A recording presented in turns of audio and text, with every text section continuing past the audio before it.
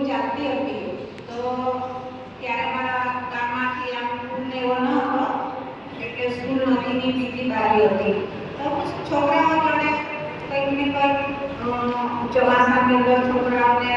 રસોઈ બનાવી જમવાનું છે એવું બધું કામ કરવા જતી હતી એટલે હું કહેવાય કે ગામમાં કોઈ માણસ બીમાર પડે મારા સસરા સરપંચ હતા ઘરે કોઈ આવે એમને હું ચા પાણી નાસ્તો જમવાનું એવું મને